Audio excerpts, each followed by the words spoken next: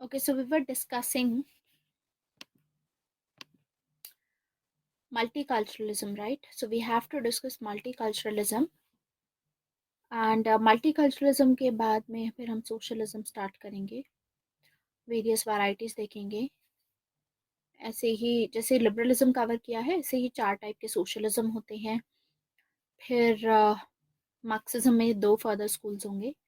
ये सभी कवर करना है हमको इस चैप्टर में. Let me upload the PDF. Wait a minute.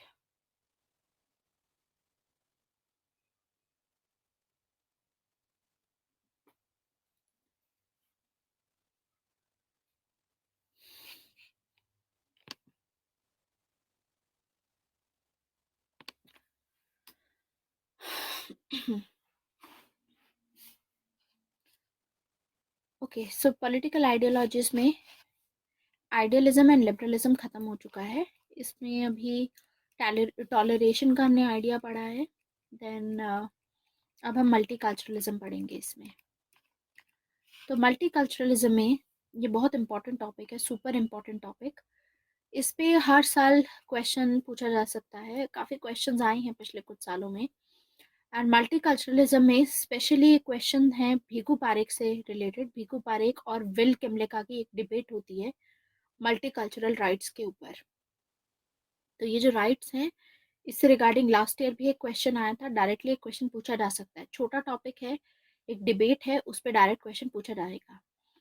ठीक है, तो मल्टीकल्चरलिज्म का टॉपिक मैंने आपको कॉन्टेक्स्ट बताया था लास्ट क्लास में कि मल्टीकल्चरलिज्म में होता क्या है. क्योंकि आजकल ग्लोबलाइजेशन के चलते बहुत सारे लोग हैं जो माइग्रेट करते हैं एक कंट्री से दूसरी कंट्री में. जैसे इंडिया से जो लोग जाते हैं यूएसए में सेटल होते हैं, कनाडा में सेटल होते हैं.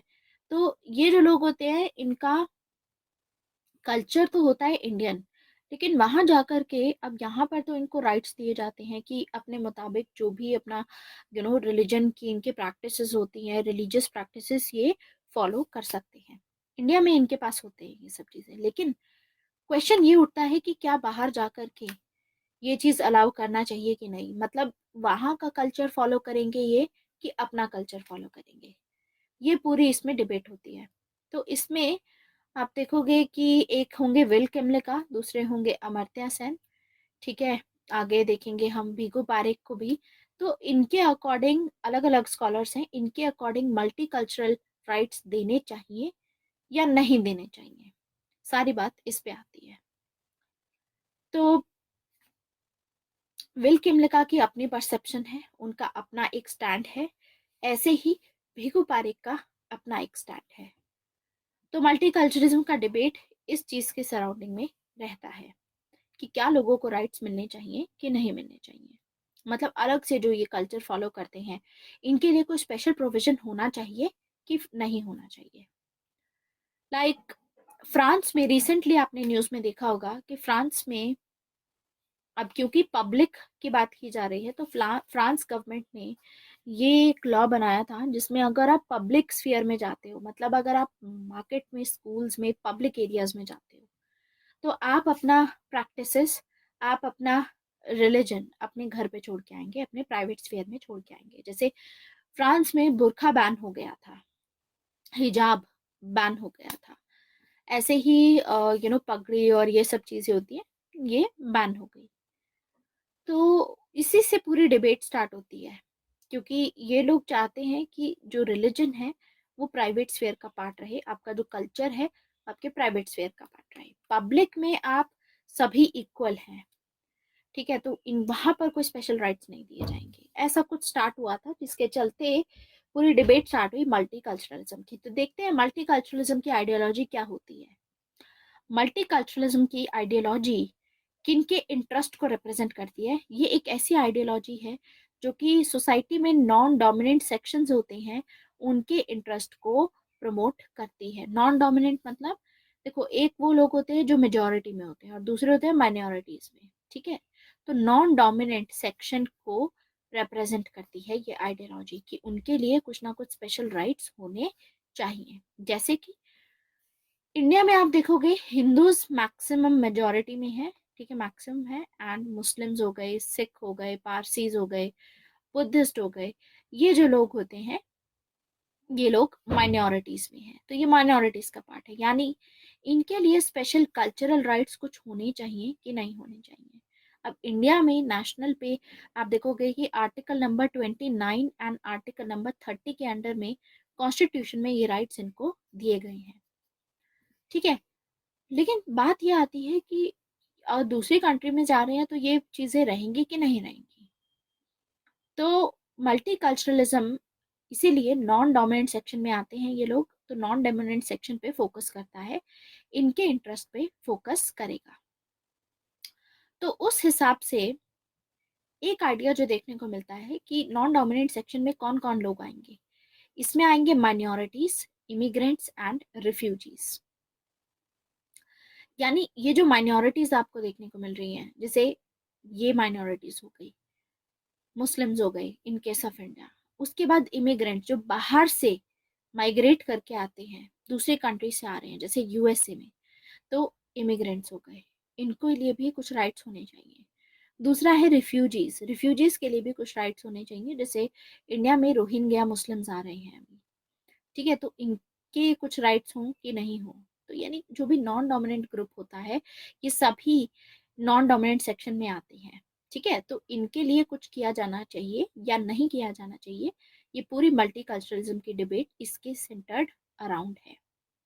तो मल्टीकल्चरलिज्म की जो पॉलिसी होती है ये गवर्नमेंट की ऐसी पॉलिसी होती है जिसमें गवर्नमेंट ये रिकॉग्नाइज करती है फॉर्मली कि इन लोगों का जो कल्चर है वो बहुत ही यूनिक है, और इसीलिए इनके कल्चर की, इनकी कल्चरल डाइवर्सिटी को ध्यान में रखते हुए इनके लिए कोई पॉजिटिव एक्शन, यानी गवर्नमेंट इनको इंडोर्स करेगी, कुछ ना कुछ बढ़िया एक्शन इनके लिए लेगी। तो ट्राइबल्स भी इसी में आ जाते हैं, माइनॉरिटीज है ना जो वर्ड, इसमें ट्राइबल्स भी आएंगे, शेड्यूल्ड ट्राइब्स जो हो गई वो सभी इसमें आ जाएगी।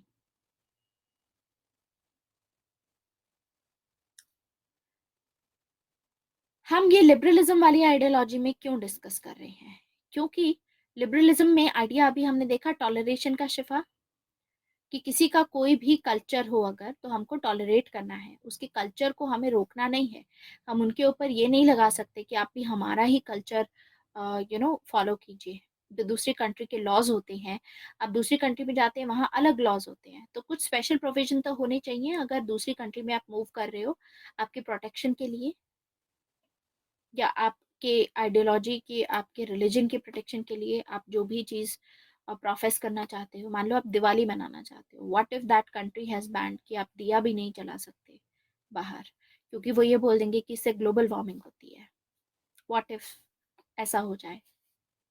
Understood.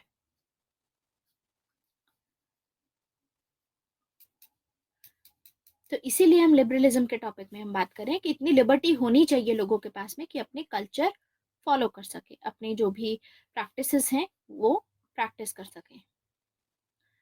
What about illegal migrants, immigrants, हाँ वो इसी में आ जाएगा, लीगल हो या इलीगल हो वो इसी में आ जाता है,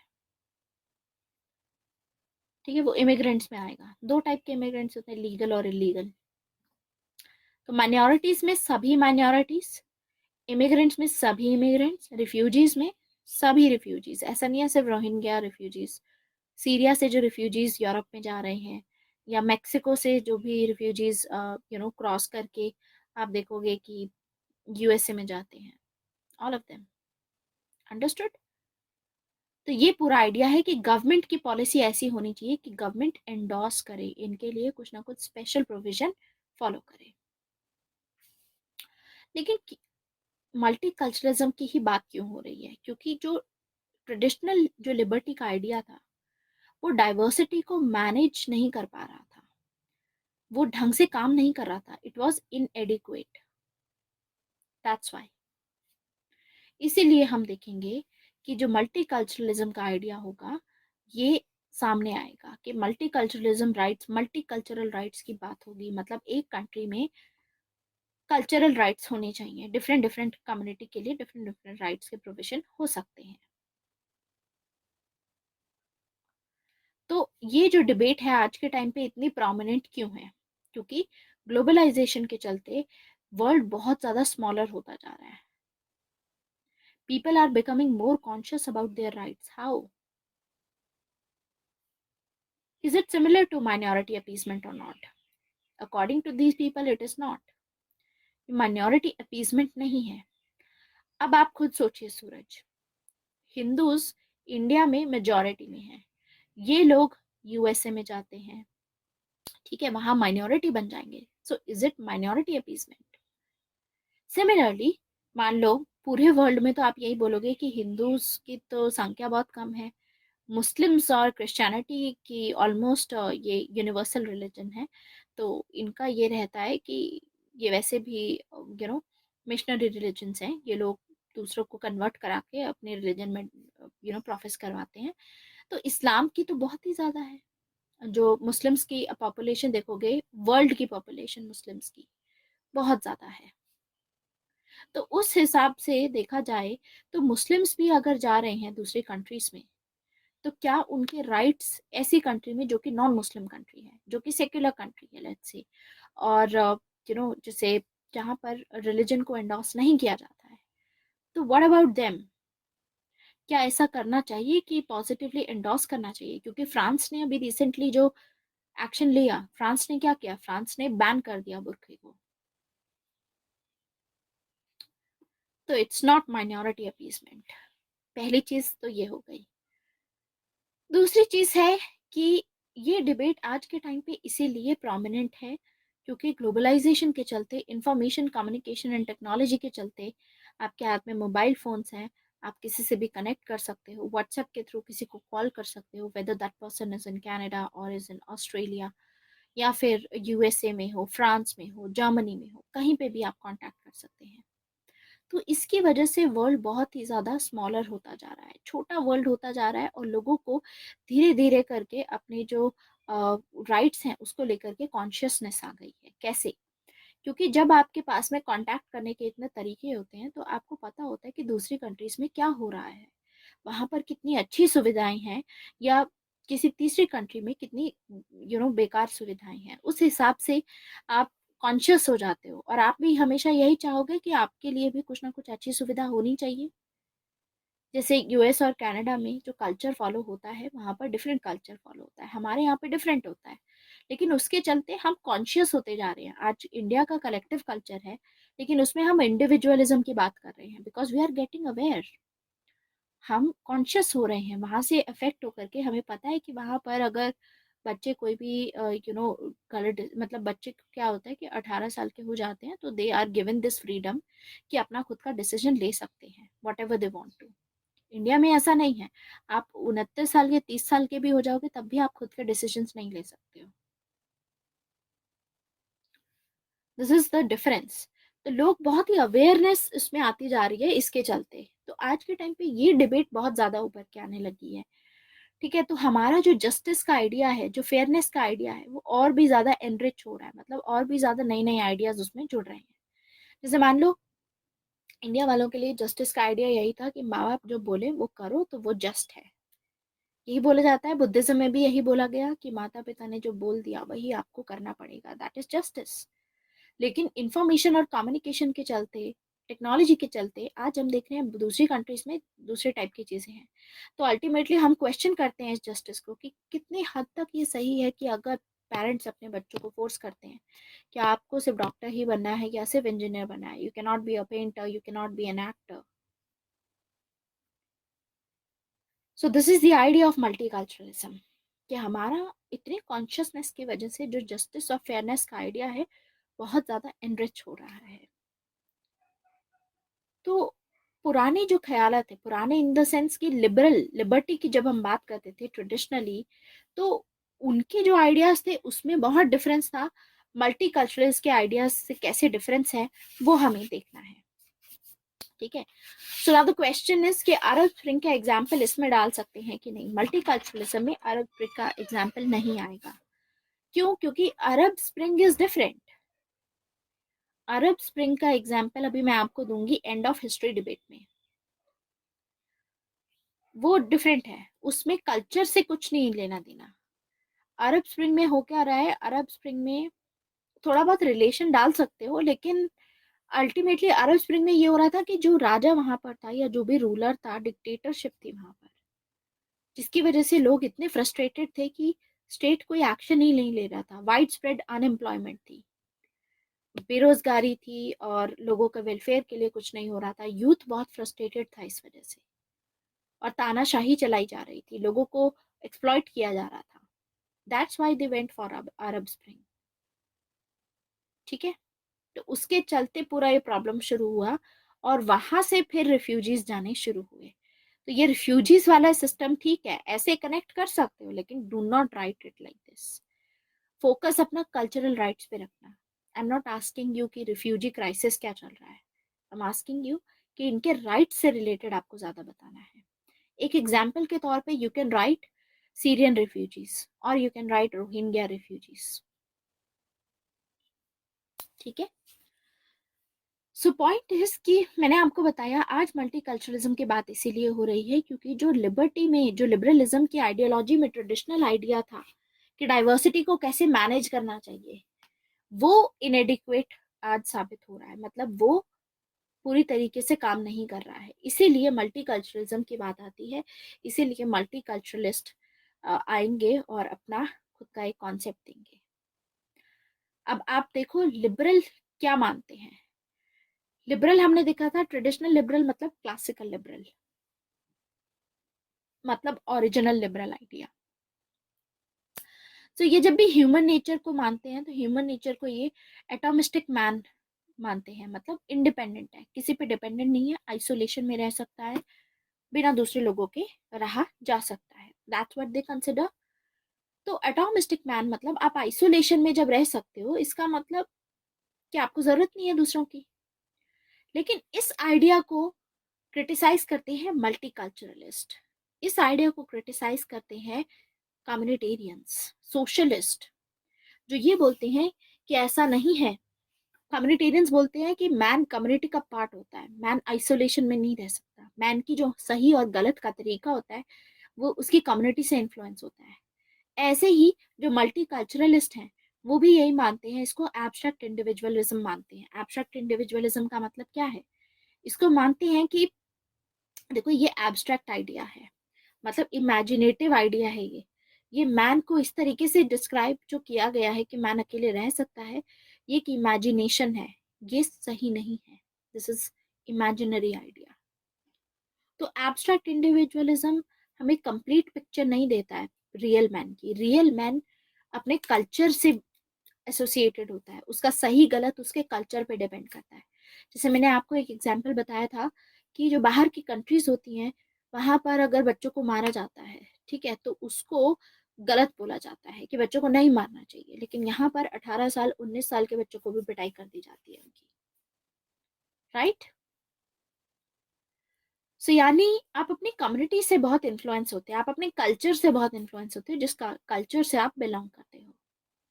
तो रियल मैन इज डिफरेंट, तो ये डिफरेंस है।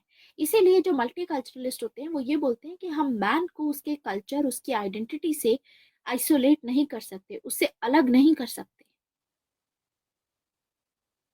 तो उस बेसिस पे ये अपना कुछ राइट्स इसीलिए बात करते हैं कि लोगों को राइट्स देने जरूरी हैं चाहे किसी भी कंट्री में जाए।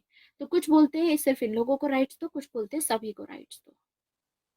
इस हिसाब से डिबेट चलती है। वरुण, आपका क्या डाउट है?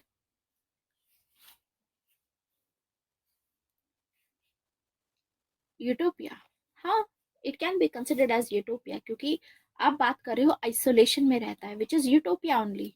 इम्प्रैक्टिकल है ये रहना, क्योंकि बहुत सारे स्कॉलर्स, और अगर आपको ये बोलना है ना can it be considered as utopia, तो माय क्वेश्चन विल बी कि यूटोपिया तो है, लेकिन आपको अपना आंसर इसको बेस करना होगा कि कम्युनिटेरियंस ऐसा बोलते हैं कि मैन कम्युनिटी का पार्ट होता है, आइडेंटिटी उसकी अलग नहीं कर सकते हो आप, उसका सही गलत उसकी कम्युनिटी, उसकी आइडेंटिटी से लिंक्ड होता है। अंडरस्टूड?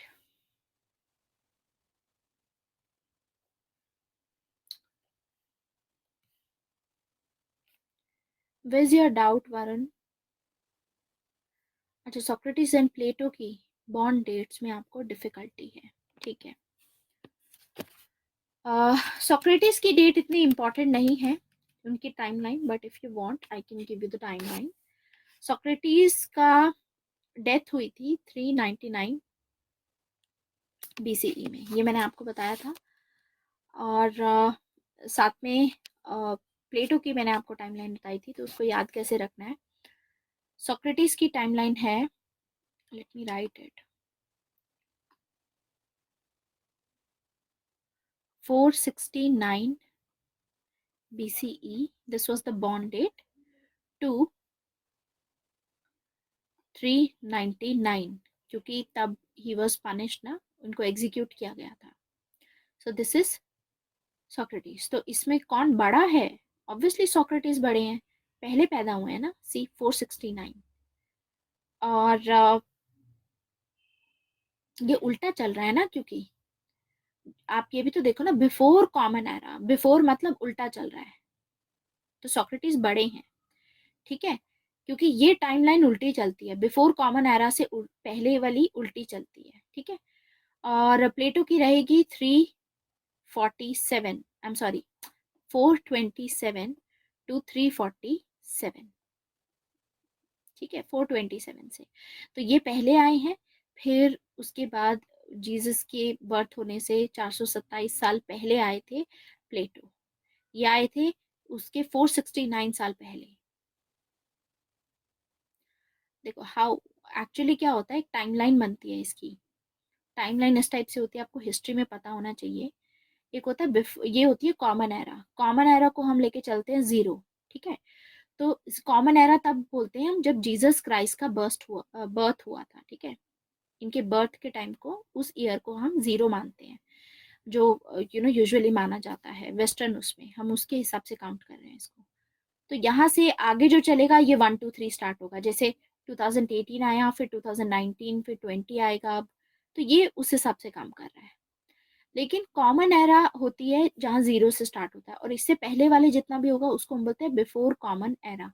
मतलब उसको जब हम काउंट करते हैं किसी भी टाइम को, तो हम हमेशा ऐसे काउंट करते हैं कि जीसस क्राइस्ट के बर्थ होने से 400 साल पहले ये राजा थे, या जीसस क्राइस्ट के बर्थ होने से 300 साल पहले ये राजा थे। तो अल्टीमेटली ये आप देखोगे कि ये वाली ये उल्टी टाइमलाइन काम करेगी। तो यानी 469 ईयर्स रह गए थे जीसस क्राइस्ट के बर्थ को, तब सोक्रेटिस पैदा हुए थे। फिर धीरे धीरे टाइम चला, और फिर आगे 427 ईयर्स जब रह गए थे जीसस क्राइस्ट के बर्थ को, तब प्लेटो पैदा हुए थे। अब समझ में आया? This is the reverse. I think it is the same only, before Christ और before common era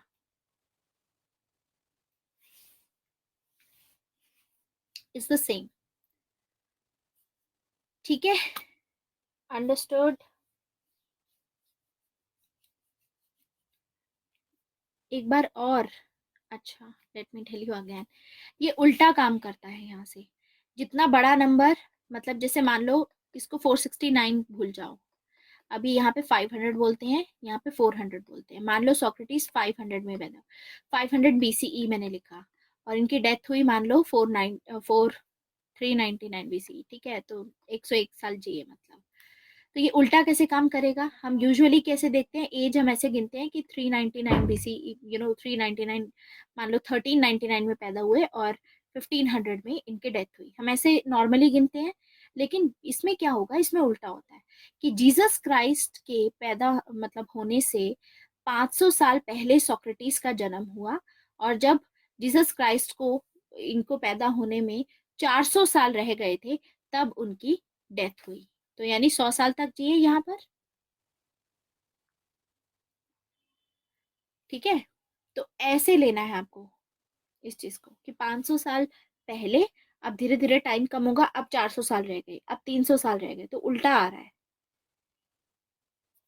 so this is the opposite, ठीक है। जैसे हाँ, मैथ्स की स्केल होती है ना आपकी, -2 माइनस ऐसे होता है, -3, फिर 2, फिर 1, फिर 0 पे आते हो, उल्टा आते हो इसमें, इस हिसाब से होता है। ओके, सो मल्टीकल्चरलिज्म का ये रहेगा आपका, ठीक है, कि हम मैन को आइसोलेट नहीं कर सकते उसके उसके कल्चर से और उसकी आइडेंटिटी से। सो दिस इज मल्टीकल्चरलिज्म। अब मल्टीकल्चरलिज्म के बहुत सारे प्रोमिनेंट स्कॉलर्स हैं, जिनमें से एक आते हैं लिबरल स्कॉलर जो हैं, वो है विल किमलेका, और दूसरे स्कॉलर हैं हमारे पोस्ट कॉलोनियल स्कॉलर जो कि भिगो पारेख हैं, इंडिया से बिलोंग करते हैं। नेक्स्ट है cosmopolitan multiculturalist Jeremy Waldron and Seyla Benhabib. तो सबसे पहले विल किमलेका का समझते हैं, इनका क्या आइडिया है। विल किमलेका ने अपनी बुक लिखी है मल्टीकल्चरल सिटीजनशिप। अब ये सुपर इंपॉर्टेंट है, जो हम आंसर राइटिंग करेंगे उसमें एक क्वेश्चन अगर मल्टीकल्चरलिज्म पे आएगा तो मैं आपको डायरेक्टली विल किमलेका का और भिगो पारेख की डिबेट पूछ सकती हूँ। So you have to understand this, और मेन मेन पॉइंट्स इसके अपने फ्लो चार्ट में बना करके रखेंगे, ठीक है। Yes, everything is in the notes. तो इसमें रहेगा विल किमलेका में बुक है इनकी मल्टीकल्चरल सिटीजनशिप। तो मल्टीकल्चरल सिटीजनशिप की बुक में ये बात करते हैं, इन्होंने liberal theory of minority rights दी है। लिबरल थ्योरी अपनी इसमें 1995 में इन्होंने बोला कि गवर्नमेंट को स्पेशल राइट्स देने चाहिए माइनॉरिटीज को, यानी ये सपोर्ट करते हैं कि राइट्स, स्पेशली मल्टीकल्चरल राइट्स, मतलब स्पेशल राइट्स कुछ ना कुछ होने चाहिए लोगों के पास में। तो ये 3 टाइप के राइट्स की बात करते हैं। पहला बोलते हैं ये कि स्पेशल रिप्रेजेंटेशन राइट दो इनको, इनके रिप्रेजेंटेशन के लिए अलग से स्पेशल राइट्स दो। दूसरा, इनको अपने आप को गवर्न करने के लिए भी राइट्स होने चाहिए इनके पास। मान लो अगर कोई एक एथनिक कम्युनिटी है, वो एक पर्टिकुलर जोग्राफिकल एरिया पे कॉन्सेंट्रेटेड है, जैसे सारे जो पंजाबीज हैं, जो सिख हैं, वो पंजाब में सब एक जगह पे कॉन्सेंट्रेटेड हैं, तो इनको सेल्फ गवर्निंग राइट्स दे देने चाहिए, ठीक है। एंड ये पॉलीएथनिक राइट्स की बात करते हैं। पॉलीएथनिक का मतलब है कि जो माइनॉरिटीज होती हैं उनको कुछ स्पेशल कल्चरल राइट्स भी देने चाहिए। देखो, पहला था कि रिप्रेजेंटेशन राइट्स दो इनको, जिसमें इनका जो जो भी आपकी लोकसभा है, राज्यसभा है, इनमें इन कम्युनिटी के लोग रिप्रेजेंट कर सके। फिर आता है खुद के गवर्न करने के भी राइट्स। फिर आते हैं इनके कल्चर के राइट्स, कि इनके जो भी कल्चर को प्रोफेस करना चाहते हैं, मान लीजिए इनका इनको इनका जो अपना जो भी इनका त्योहार होता है, वो अपना त्योहार मना सकते हैं अपने मुताबिक, जैसे ये मनाना चाहते हैं। तो दैट इज पॉलीएथनिक राइट्स। तो 3 टाइप के राइट्स की ये बात करते हैं और बोलते हैं कि स्पेशल राइट्स देने चाहिए माइनॉरिटीज को। अब ये चीज इंपॉर्टेंट है, क्योंकि हमने देखा था यहाँ पर कि माइनॉरिटीज होती हैं और इमिग्रेंट्स होते हैं और रिफ्यूजीज, ये सभी नॉन डोमिनेंट सेक्शन में आते हैं। तो इन्होंने बोला सिर्फ माइनॉरिटीज को दो, इमिग्रेंट्स और रिफ्यूजीज को देने की जरूरत नहीं है। ये चीज इंपॉर्टेंट है, ये आप अपने आंसर में मेंशन करोगे कि इमिग्रेंट्स एंड रिफ्यूजीज को नहीं देने की बात करते हैं ये, क्योंकि ये बोलते हैं इनको देने की जरूरत नहीं है। पहली चीज, रिफ्यूजीज को क्यों नहीं देंगे और इमिग्रेंट्स को क्यों नहीं देंगे। इमिग्रेंट्स इसीलिए नहीं देंगे क्योंकि इमिग्रेशन एक चॉइस होती है, एक चॉइस होती है इनके पास में कि आपको दूसरी कंट्री में जाना है कि नहीं। तो आप अपनी चॉइस के हिसाब से सोच समझ करके ही आप डिसीजन लेते हो। तो अगर आप अब दूसरी कंट्री में जा रहे हो तो आप दूसरी कंट्री का कल्चर ही फॉलो करोगे, वहां का जो डोमिनेंट कल्चर है वही फॉलो करना पड़ेगा। आप अपना कल्चर, अपनी प्रैक्टिसेस फॉलो नहीं कर सकते हो। ये बात आती है इमिग्रेंट्स को लेकर के। यानी अगर आप सऊदी अरेबिया से भी जा रहे हो, कहीं पे भी जा रहे हो, आप फ्रांस में जा रहे हो मान लो, तो फ्रांस का कहना है कि क्योंकि आपकी चॉइस थी फ्रांस में आना, तो इसी वजह से आपको यहाँ का कल्चर फॉलो करना पड़ेगा। हम आपके राइट्स को प्रोटेक्ट नहीं करेंगे और इसको हम बिल्कुल बैकिंग नहीं देंगे। इमिग्रेंट्स का समझ में आया? बिकॉज आप आउट ऑफ चॉइस जा रहे हो, आप अपने देश में रह सकते थे अगर आपको अपने कल्चरल राइट्स प्यारे थे। दूसरी चीज आती है रिफ्यूजीज को लेकर के, ये मना करते हैं कि रिफ्यूजीज को भी राइट्स नहीं देने हैं। क्यों? क्योंकि देखो, रिफ्यूजीज जो होते हैं वो हमारी कंट्री का बर्डन नहीं है, वो किसी दूसरी कंट्री का बर्डन है। रिफ्यूजीज जो हैं, जैसे रोहिंग्या मुस्लिम्स हैं, कहाँ से बिलोंग करते हैं? रखाइन स्टेट से, म्यांमार के। तो ये म्यांमार की सरकार की रिस्पॉन्सिबिलिटी थी कि उनको संभालना चाहिए था इन लोगों को। ये रिफ्यूजीज हमारे देश में आ रहे हैं, हर एक देश के पास में लिमिटेड रिसोर्सेज होते हैं, तो आप वो बर्डन क्रिएट करोगे हमारे रिसोर्सेज पे। तो इसीलिए रिफ्यूजीज को भी स्पेशल राइट्स नहीं मिलने चाहिए। तो इन दोनों को ये डिनाई करते हैं कि एक तो इमिग्रेंट्स और एक रिफ्यूजीज दोनों को ही कोई स्पेशल राइट्स नहीं मिलने चाहिए। ठीक है, तो ये बोलते हैं कि there is no need for multi cultural citizenship in liberal countries, सिर्फ माइनॉरिटीज को दो, इसमें मल्टी कल्चरल सिटीजनशिप नहीं देनी चाहिए इनको, क्योंकि एक तो डेमोग्राफिक चेंजेस की वजह से, दूसरा जो रिफ्यूजीज आते हैं, आप खुद देखो मल्टी कल्चरल सिटीजनशिप अगर देने लगे, यूएसए जैसी कंट्री है जहां पर सभी कंट्री से, यूएसए एक ऐसी कंट्री है जहां पर पूरे वर्ल्ड के लोग आते हैं and they go to USA और वहां पर सेटल हो जाते हैं, राइट, बहुत लोग जाते हैं वहां पे, माइग्रेशन बहुत होता है, इमिग्रेंट हब है। ठीक है, तो व्हाट वी सी इज इसकी वजह से डेमोग्राफिक चेंजेस होते रहते हैं, तो अल्टीमेटली यहाँ पर हर एक वर्ल्ड के हैं, तो अब तो ऐसे हर किसी को देने लग जाओगे फिर तो, राइट, अलग अलग कल्चर्स के अलग अलग जगहों के लोग आते हैं, तो अल्टीमेटली ये डेमोग्राफिक चेंजेस की वजह से मना करते हैं। दूसरा ये बोलते हैं कि रिफ्यूजीज को इसलिए नहीं देने चाहिए क्योंकि रिफ्यूजीज के चलते push and pull factor create करते हैं ये, रिफ्यूजीज दूसरी कंट्री की बर्डन है, हमारे ऊपर पड़ेगा तो हमारे यहाँ पे रिसोर्सेज कम है, नौकरियां कम है, ऑलरेडी अनएम्प्लॉयमेंट चल रहा है, ऐसे में रिफ्यूजीज आकर के एम्प्लॉयमेंट सीख करेंगे तो हमारे लोगों का नुकसान होगा इसमें, समझे, अपने सिटीजन्स को तो मिल नहीं रही है एम्प्लॉयमेंट, अब रिफ्यूजीज को अलग से देनी पड़ेगी। ठीक है, so what they tell us कि इनको अलग से कोई सिटीजनशिप, मल्टीकल्चरल सिटीजनशिप देने की जरूरत नहीं है, क्योंकि अलग अलग जगहों से लोग आते हैं।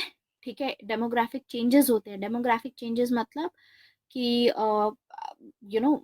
लाइक अलग अलग कल्चर से जो बिलोंग करते हैं, तो अल्टीमेटली ये ऊपर नीचे होता रहता है। व्हाट इफ इंडिया से बहुत सारे लोग यूएसए जाने लगे, तो ऐसे डेमोग्राफी वहां पर अगर आप जा भी रहे हो, suppose you are going there, मान लो इंडिया से इतने नहीं जाते, 100 लोग जाते हैं, लेकिन अगर 100 लोग जा रहे हैं, suppose they are increasing their population, अगर वो फैमिली प्लानिंग नहीं करते तो अल्टीमेटली धीरे धीरे करके बढ़ने लगेगा, उन 100 से मान लो सभी ने 10-10 बच्चे पैदा किए, तो आगे 1000 होंगे, उन 1000 से फर्दर और बढ़ेगा, तो ऐसे बढ़ा सकते हो आप, तो ऐसे में नहीं होना चाहिए, डेमोग्राफिक चेंजेस होते रहते हैं, तो इसीलिए there is no need of extending them because of this. ठीक है, so rather than giving them multicultural rights, this is what should be done.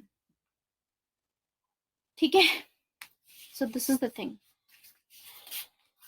Push and pull factors देखो, आपके एम्प्लॉयमेंट से रिलेटेड, रिसोर्सेज से रिलेटेड, ये ऊपर नीचे होते रहेंगे, जितना ज़्यादा बर्डन होगा आपकी कंट्री पे, जैसे मान लीजिए कि एम्प्लॉयमेंट अपॉर्चुनिटीज़ ये लोग ढूंढेंगे, दूसरा हमारे पास रिसोर्सेज कम है, ठीक है, वो चीज़ें सरकार को ऑलरेडी कम पैसा रहता है लोगों की वेलफेयर करने के लिए, अब इनको भी हमें रिफ्यूजी कैंप्स में फूड प्रोवाइड करना है, वो सब प्रोवाइड करना है, तो एक तरीके से ये गवर्नमेंट पे काफ़ी इसमें एक फैक्टर ये आ जाता है। ठीक है, मतलब गवर्नमेंट पे बर्डन रहता है, so these are some of the push and pull factors according to these refugees, this is the thing.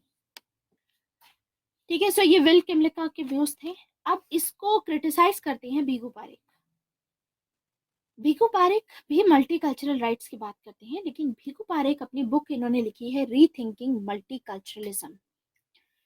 इसमें ये बोलते हैं, भीखू पारेख का कहना है कि देखो सभी को प्रोवाइड करो, ऐसा नहीं है कि आप सिर्फ माइनॉरिटीज को दो, इमिग्रेंट्स और रिफ्यूजीज के भी अपने राइट्स हैं, कोई भी इंसान हो, हर एक इंसान कल्चरली एम्बेडेड होता है, कल्चरली मतलब आप उसको उसके कल्चर से सेपरेट नहीं कर सकते, आपका जो परसेप्शन होती है सही और गलत की, वो आपके कल्चर से काफी इन्फ्लुएंस होती है।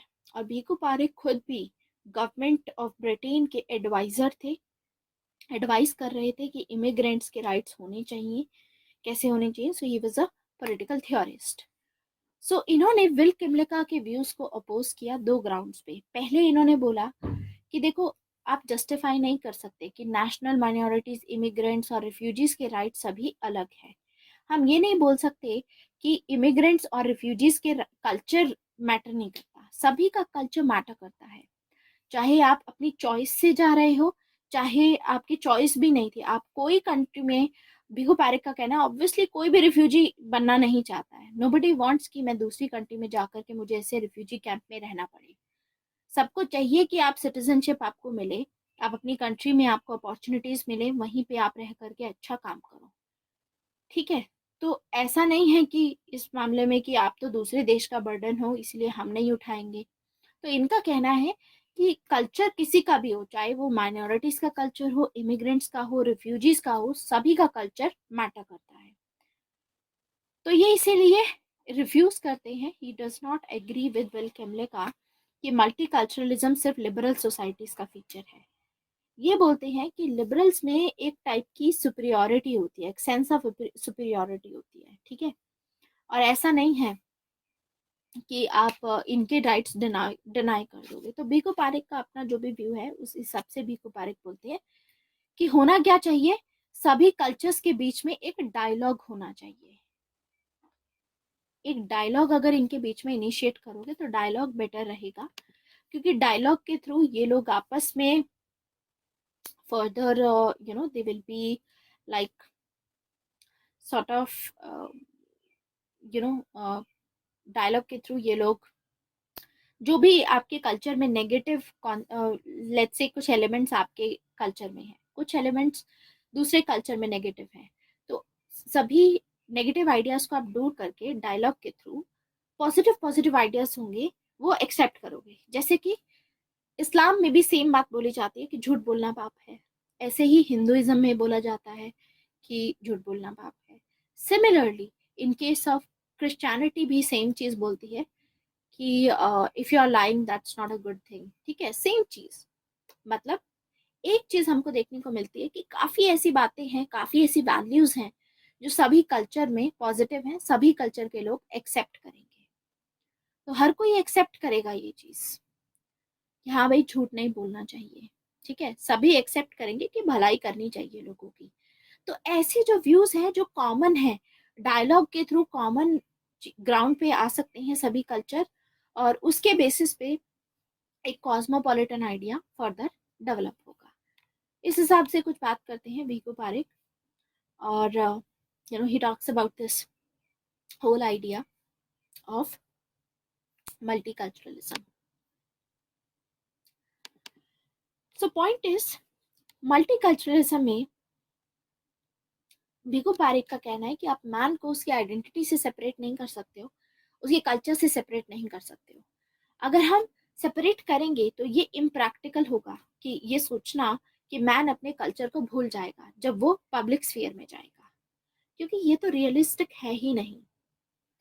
ये गलत भी है कि अगर मैन को आप बोलते हो कि अपना जो कल्चर के, जो आपके कल्चर या जो आपके प्रैक्टिसेस हैं उसको अपने घर पे छोड़ के आओ, क्योंकि भीखो पारेख का कहना है कि आप सामने वाले के पर्सन को, सामने वाले इंसान को रिस्पेक्ट तब तक रिस्पेक्ट नहीं कर सकते आप जब तक आप उसका कल्चर को रिस्पेक्ट नहीं दे रहे हो। It is not possible to respect a person but not respecting his culture.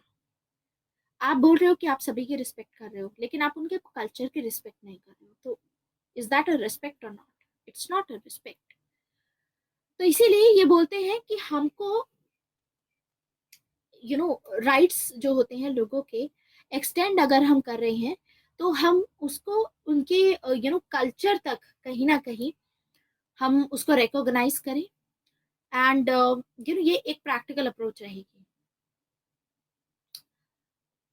तो जो लिबरल कंट्रीज होती हैं, जैसे लिबरल्स हो गए विल किमले जैसे, ये कल्चर को ज्यादा रिकॉग्निशन नहीं देते। ये बोलते हैं कि माइनॉरिटीज को दे दो बस, इनको नहीं देना चाहिए, बाकी सब ये कल्चर को इतना नहीं देंगे लिबरल्स।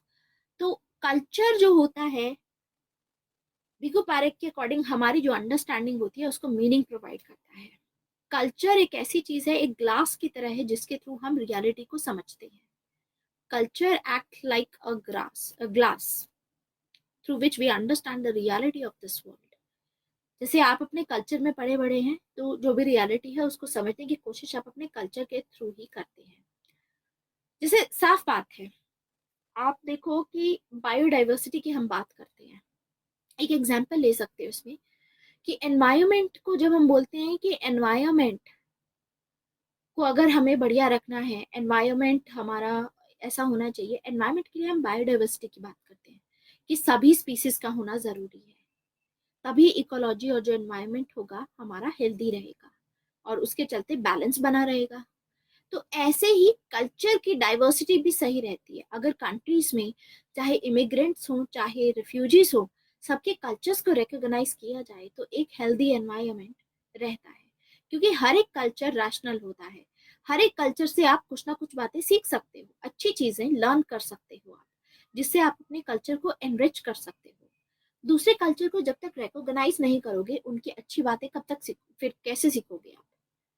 जैसे हम एनवायरनमेंट में बैलेंस बनाने की बात करते हैं बायोडाइवर्सिटी को लेकर के, वैसे ही सोसाइटी में बैलेंस बनाने के लिए कल्चरल डाइवर्सिटी बहुत अच्छी चीज है, यानी इनके राइट्स को भी रिकॉग्नाइज किया जाना चाहिए। लेकिन लिबरल कंट्रीज क्या करती हैं? लिबरल कंट्रीज किसी कल्चर को नहीं मानती हैं।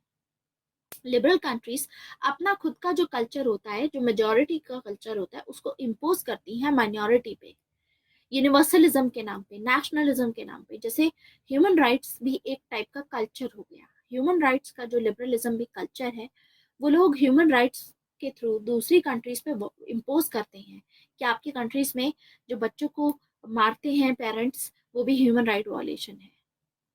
ठीक है, तो अल्टीमेटली ये लोग अपनी मोनोपोली दिखाते हैं। Liberal countries according to them culture, जैसे एग्रीकल्चर भी होता है, हाइब्रिड होता है। एग्रीकल्चर कितना बढ़िया रहता है, हाइब्रिड में अच्छी पैदावार होती है, अच्छी प्रोडक्शन होती है, क्रॉप प्रोडक्टिविटी बहुत अच्छी होती है एग्रीकल्चर अगर हाइब्रिड आप सीड्स लगाते हैं।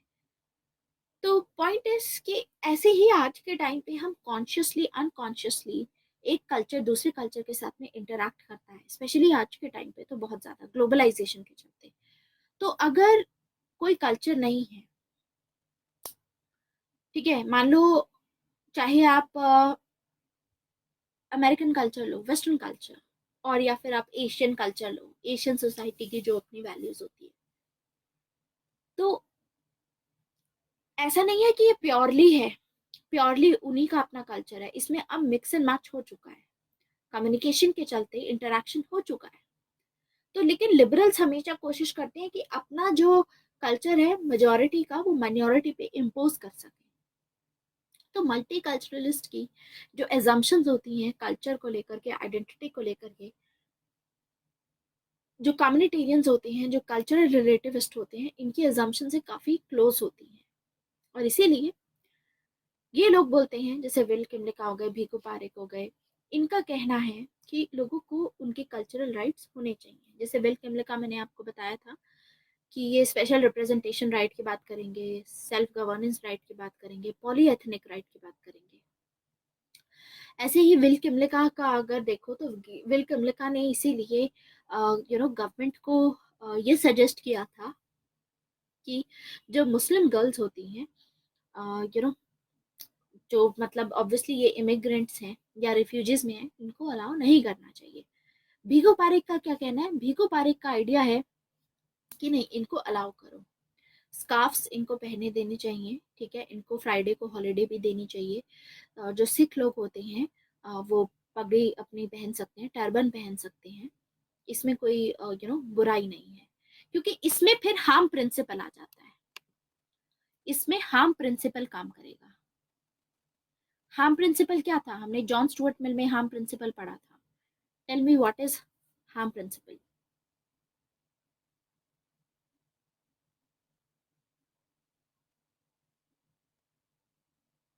What is harm principal?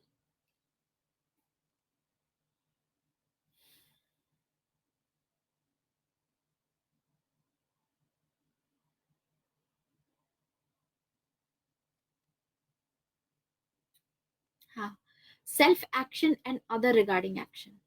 Harm principle में ये होता है कि अगर कोई कल्चर ऐसी प्रैक्टिस कर रहा है, उससे आपको कोई नुकसान नहीं हो रहा है, तो ऐसी चीजें अलाउ कर देनी चाहिए। ठीक है, सामने वाले को नुकसान नहीं होना चाहिए। तो अगर कोई मुस्लिम गर्ल स्कार्फ पहन रही है या बुर्खा पहन रही है, इससे सामने वाले का कोई नुकसान नहीं हो रहा है, तो ऐसी प्रैक्टिसेस अलाउ करनी चाहिए। तो अल्टीमेटली यहाँ पर हार्म प्रिंसिपल की बात आती है। समझ आया?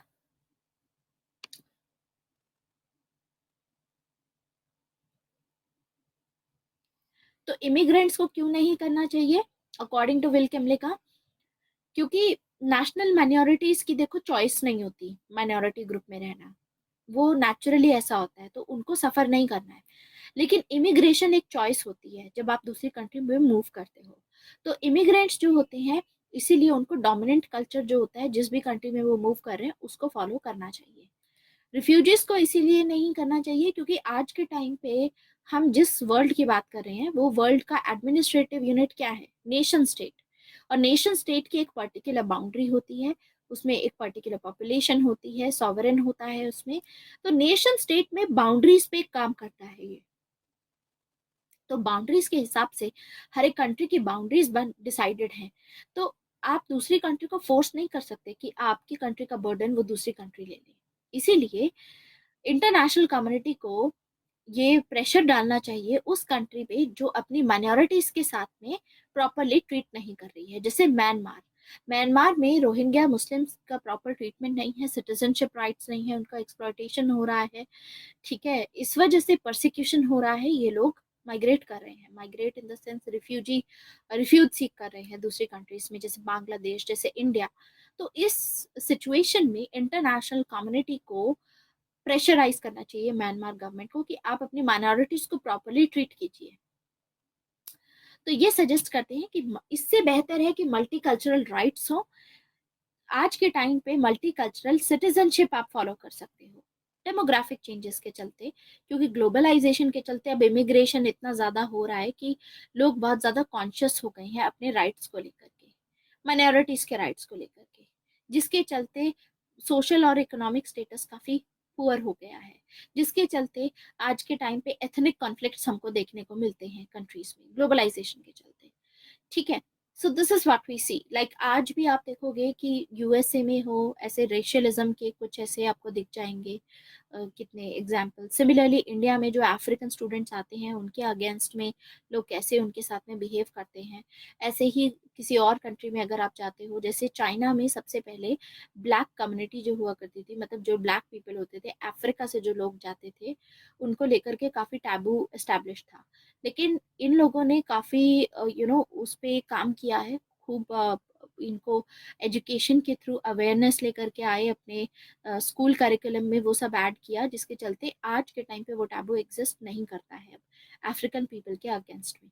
तो इंडिया को भी कुछ ऐसा करने की ज़रूरत है, या बाकी सब कंट्रीज को भी ऐसा करने की ज़रूरत है। So this is the thing actually. तो डेमोग्राफिक चेंजेस की वजह से तो ये बोलते हैं कि सिटीजनशिप हो सकती है, ठीक है, राइट्स नहीं देने हैं, लेकिन मल्टीकल्चरल राइट्स इनके लिए नहीं कर सकते हैं। लेकिन देर आर स्कॉलर्स जो बोलते हैं मल्टीकल्चरल सिटीजनशिप दिए जा सकते हैं। सिमिलरली रिफ्यूजीज को लेकर के अगर आप सिमिलर राइट्स रिफ्यूजीज को अगर आप दोगे तो पुश एंड पुल फैक्टर होगा, इससे कंट्री पे बहुत ही ज्यादा बर्डन पड़ेगा। इससे क्या होगा, आपने मान लो कुछ रिफ्यूजीज को राइट दे दिया, जैसे यूरोप में हम देखेंगे कि जर्मनी और फ्रांस में इन लोगों ने अलाउ कर दिया था रिफ्यूजीज को कि ठीक है, अभी जो भी मिडल ईस्ट में क्राइसिस चल रहा है रिफ्यूजीज यहाँ पे सीख कर सकते हैं, इनको हम सिटीजनशिप दे देंगे। ठीक है, तो एकदम से क्या हुआ था, एग्जॉडस शुरू हो गया था। फिर क्या हुआ था कि बहुत सारे लोग फिर यूरोप की तरफ ये अपना रिफ्यूज सीख करने के लिए बहुत ही ज्यादा तादाद में वहां पर मूव कर रहे थे। तो ultimately push and pull factor हुआ ना, आपने अलाउ किया कि चलो ठीक है हम दे देते हैं, लेकिन इससे क्या होगा, अब और मान इसमें रिफ्यूजीज आएंगे उस कंट्री में, और ज्यादा बर्डन होगा उसको और लोगों को शेल्टर करने का। तो इसीलिए इंटरनेशनल कम्युनिटी को क्या करना चाहिए, इनको प्रेशराइज करना चाहिए मदर कंट्री को कि आप अपनी माइनॉरिटीज का ढंग से ख्याल रखें। तो यानी ये पूरी बात आती है कि मल्टीकल्चरलिज्म प्रमोट करना चाहिए, liberalism it is promoted by liberalism. लेकिन प्रॉब्लम ये है कि सोसाइटी स्टेबल रहनी चाहिए, ठीक है, टॉलरेशन रहना चाहिए हर एक कम्युनिटी में। ठीक है, तो there should be toleration not only for the individual, religion को लेकर के भी टॉलरेशन हो, जिसमें भीखू पारेख अपना पॉइंट ऑफ व्यू रखते हैं, विल किमलिका अपना पॉइंट ऑफ व्यू रखते हैं, जो हम अभी डिस्कस कर चुके हैं। तो अल्टीमेटली ये सपोर्ट कर रहे हैं मल्टीकल्चरलिज्म को। भीखू पारेख बहुत ऑप्टिमिस्टिक हैं, और भीखू पारेख बोलते हैं कि कुछ कॉमन वैल्यूज होती हैं जो डायलॉग के थ्रू आप कॉस्मोपॉलिटन लेवल पे अप्लाई कर सकते हो, जो सभी कल्चर्स को बेसिकली एक्सेप्टेबल होंगी। तो ये मानते हैं, जैसे ह्यूमन डिग्निटी का एक प्रिंसिपल है, चाहे किसी कल्चर में चले जाओ आप, सभी कल्चर में ह्यूमन डिग्निटी एक ऐसा प्रिंसिपल होगा जो सभी मानेंगे कि हाँ भाई, ह्यूमन की डिग्निटी जो होती है वो मेंटेन करके रखनी चाहिए, क्योंकि इसमें कोई हार्म नहीं है। अगर कोई प्रैक्टिस आप फॉलो कर रहे हो जिससे सामने वाले को कोई नुकसान नहीं पहुंच रहा है, तो ऐसी प्रैक्टिस को आप मत रोको। ठीक है, तो बैलेंस बना करके रख सकते हो। तो ये बोला गया इसमें। अब जो मल्टीकल्चरलिज्म का क्रिटिसिज्म आता है, वो क्रिटिसिज्म फर्दर आता है। वो क्रिटिसिज्म आएगा, जैसे सुजैन मॉलर रॉकिन है, ये अपना क्रिटिसिज्म देती हैं, ऐसे ही अमर्त्य सेन अपना क्रिटिसिज्म देती हैं। अब Susan Moller Okin feminist critic हैं। फेमिनिस्ट लोग क्या बोलते हैं, फेमिनिज्म की आइडियोलॉजी क्या होती है, आगे पढ़ेंगे हम। फेमिनिज्म इज ऑल अबाउट कि फीमेल का जो ऑपरेशन हो रहा है, जो उनको सब्जुगेट किया जा रहा है, एक्सप्लॉइट किया जा रहा है फीमेल को, वो रोकना है। फेमिनिज्म इस चीज पे काम करता है। तो फेमिनिज्म ये बोलता है, specially Susan Moller Okin multiculturalism से रिलेटेड ये बोलती है कि मल्टीकल्चरलिज्म बैड होता है विमेन के लिए। It is bad for women. Bad क्यों है? मल्टीकल्चरलिज्म का मतलब है आप कल्चर को रिकॉग्नाइज कर रहे हो, राइट? यही बताया मैंने आपको। मल्टीकल्चरलिज्म क्या बोलता है कि सभी के कल्चर को रिकॉग्नाइज करो। और कल्चर अगर आप देखोगे तो फेमिनिस्ट मानती हैं कि पूरी दुनिया में किसी भी कंट्री में चले जाओ, सभी कल्चर आपको मेल डोमिनेटेड कल्चर दिखेंगे, जिसमें मेल्स का डोमिनेशन है।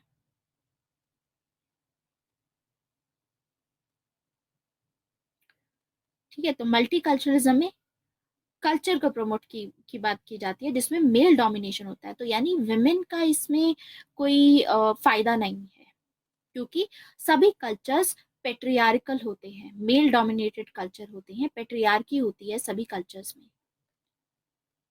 और सभी कल्चर्स इसीलिए विमेन को सबऑर्डिनेट स्टेटस देते हैं।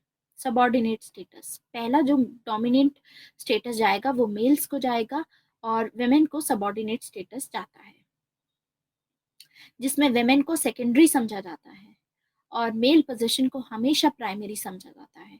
इसीलिए अगर एक स्टेट कल्चर को रिकॉग्नाइज करता है, मल्टी कल्चर को रिकॉग्नाइज करता है, मतलब स्टेट मल्टी कल्चर में बिल्कुल भी, मतलब उस कल्चर में इंटरफेयर नहीं करेगा।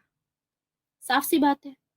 अगर आपने रिकॉग्नाइज कर लिया कि भाई सबके अपने कल्चर होते हैं, सबके अपने राइट्स होते हैं, स्टेट इसमें कोई भी इंटरफेयर नहीं करेगा, स्टेट कोई रूल नहीं लेके आएगा, स्टेट कोई डिसीजन नहीं सुनाएगा इस चीज में, आप अपने कल्चर के हिसाब से फॉलो कर सकते हो जो प्रैक्टिसेस आपको फॉलो करनी है। तो बहुत सभी कल्चर्स में ऐसी प्रैक्टिसेस फॉलो की जाती हैं जिसमें विमेन को सबऑर्डिनेट किया जाता है। तो यानी स्टेट विमेन के सप्रेशन को लेजिटिमाइज कर रहा है, मतलब स्टेट सपोर्ट कर रहा है विमेन की सप्रेशन को। जब विमेन को एक्सप्लॉइट किया जाता है, स्टेट उसको सपोर्ट कर रहा है, उस एक्सप्लॉइटेशन को, क्योंकि स्टेट इंटरफेयर नहीं कर रहा विमेन के वेलफेयर के लिए। इसीलिए वो बोलती हैं कि इक्वालिटी दोनों के लिए होनी चाहिए, मेन एंड वेमेन दोनों के लिए होनी चाहिए, लेकिन कल्चर को रिकॉग्नाइज करके स्टेट वेमेन को डिनाई कर रहा है उसकी इक्वालिटी, क्योंकि सभी कल्चर्स में मेल डोमिनेशन देखने को मिलता है। अंडरस्टूड? इसमें कोई डाउट है? अगर कोई क्लैरिटी नहीं आई है तो आप मुझे पूछ सकते हैं। ये समझना आना बहुत ज़रूरी है, क्योंकि आगे क्वेश्चन आ सकता है आपको फेमिनिज्म पे, जिसमें आप अपने आंसर को डायनेमिक बनाने के लिए सुजैन मॉलर रॉकिन का भी आप लिख सकते हो पॉइंट।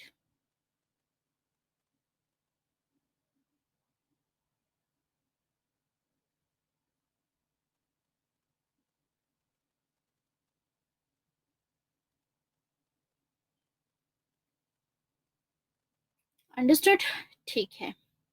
अब आएंगे अमर्त्य सेन के व्यू पे। अमर्त्य सेन विल किमलिका को क्रिटिसाइज करते हैं, लिबरल क्रिटिक स्पेशली इसको क्रिटिसाइज करते हैं मल्टीकल्चरलिज्म को, क्योंकि विल किमलिका ने क्या बोला था? विल किमलिका का कहना था कि अगर कुछ पर्टिकुलर जो एथनिसिटी के जो लोग होते हैं एक जोग्राफिकल एरिया पे कॉन्सेंट्रेटेड होते हैं, जैसे पंजाब में बहुत सारे जो सरदार्स हैं, जो सिख लोग हैं, वो आप देखोगे कि वो पंजाब में कॉन्सेंट्रेटेड हैं। तो एक जगह पे आप उनको गवर्नेंस राइट दीजिए, ये कहना था विल किमलिका का। लेकिन अमर्त्य सेन बोलते हैं कि मल्टीकल्चरलिज्म अगर आप ऐसे लोगों को रिकॉग्नाइज कर रहे हो तो इट लीड्स टू गेटोइजेशन। गेटोइजेशन का मतलब क्या होता है? एक कॉन्सेंट्रेशन मतलब एक जगह पे जोग्राफिकल एरिया पे अगर एक कम्युनिटी कॉन्सेंट्रेट कर रही है तो दैट विल रिजल्ट इनटू गेटोइजेशन। जैसे कि हमें देखने को मिला कि खालिस्तान की जो डिमांड आई थी, एक सेपरेट स्टेट की बात आई थी, दैट इज गेटोइजेशन। गेटोइजेशन होता है कि एक उस एरिया को अलग से आइसोलेट कर दिया, ठीक है, जो भी अंडर प्रिविलेज्ड एरिया है, तो एक तरीके से उस ग्रुप को आइसोलेशन हो गया उसका, ठीक है, और फिर वहां पर पावर दी गई उनको, तो वो लोग डिमांड करने लगेंगे अपने अलग से कंट्री की, या अलग से अपने obviously they wanted this Khalistan, अपने सिख उसके लिए दे वांटेड खालिस्तान, पंजाब की जब वो ये सब कुछ हुआ था, ठीक है, that's how it led to जो इंदिरा गांधी वाली चीज हुई थी 1984 में, आपको पता होगा जो राइट्स हुए थे, उनका असैसिनेशन हुआ था, ये सब वहां से एसोसिएटेड है।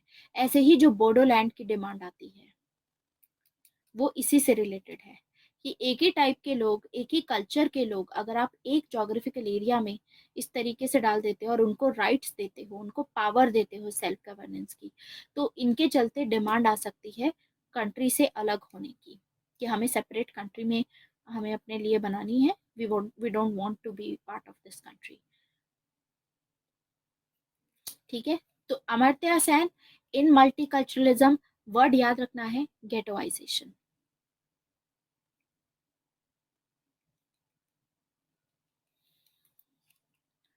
अब और क्रिटिसिज्म आते हैं, जैसे ब्रायन बैरी का क्रिटिसिज्म है, इसमें चंद्रन कोकाथास का भी क्रिटिसिज्म बहुत इंपॉर्टेंट है, ठीक है। तो सबसे पहले ब्रायन बैरी का समझते हैं। ब्रायन बैरी का देखो, जो अमर्त्य सेन ने बोला कि अगर ऐसा होता है, गेटोइजेशन होता है मल्टीकल्चरलिज्म से, तो इसके चलते नेशनल यूनिटी को अफेक्ट होता है, इंटीग्रिटी और यूनिटी को अफेक्ट होता है, जैसे कि खालिस्तान की डिमांड आ रही थी, तो ऑब्वियसली वो नेशनल यूनिटी को अफेक्ट करेगा। दूसरी साइड से बोडोलैंड की डिमांड आएगी, कहीं और से तीसरी डिमांड आएगी कि हमको भी अपना अलग से बनना है, जैसे साउथ इंडिया में अलग से डिमांड आ जाएगी कि वी वांट कि हमारा अलग से हो कंट्री, हमें नॉर्थ इंडियंस पसंद नहीं है, नॉर्थ इंडियन साउथ इंडियन की ये वॉर चलती है या ये सब चलता है अल्टीमेटली, कि हमको ज़्यादा रिसोर्सेज मिलने चाहिए, या इनके पास में जीडीपी परसेंटेज ज़्यादा है, तो पैसा जो हमारा ग्रांट में है वो हमको ज़्यादा मिलना चाहिए, ये सब स्टार्ट हो जाता है। ठीक है, तो अमर्त्य सेन ने कहा था कि यूनिटी और इंटीग्रिटी होनी चाहिए, तो मल्टी कल्चरल राइट्स मत दो, this is what he said. Amartya Sen capacity building की बात करते हैं। Amartya Sen is has written a book argumentative Indian. अपनी उस बुक में ये बोलते हैं कि कैपेसिटी बिल्डिंग होनी चाहिए, ठीक है, लोगों के वेलफेयर के लिए, इरिस्पेक्टिव ऑफ देयर बैकग्राउंड, कि वो कौन सी कम्युनिटी से बिलोंग करते हैं, कौन से कल्चर से बिलोंग करते हैं। सरकार को ऐसे कदम उठाने चाहिए जिससे कि उनकी कैपेसिटी बिल्ड हो, मतलब उनको कैपेसिटी मिले, कि लिबर्टी सभी के पास में है, कैपेसिटी भी अलग से दो उनको, ताकि वो लोग फर्दर उनकी ग्रोथ हो। ठीक है, तो अब आते हैं ब्रायन बैरी। ब्रायन बैरी एक लिबरल हैं। ब्रायन बैरी बोलते हैं मल्टीकल्चरलिज्म से आगे जाकर क्रिटिसाइज करते हैं मल्टीकल्चरलिज्म को। तो ब्रायन बेरी कहते हैं कि अगर आप मल्टीकल्चरल राइट्स को सपोर्ट करते हो, मतलब अगर एक कंट्री, एक स्टेट रिकॉग्नाइज करता है, तो आप आइडेंटिटी पॉलिटिक्स को प्रमोट कर रहे हो, इसके चलते लोग डिवाइडेड हो जाएंगे, जिसके चलते डेवलपमेंट पॉलिटिक्स की तो बात होगी नहीं, आइडेंटिटी पॉलिटिक्स की बात होगी।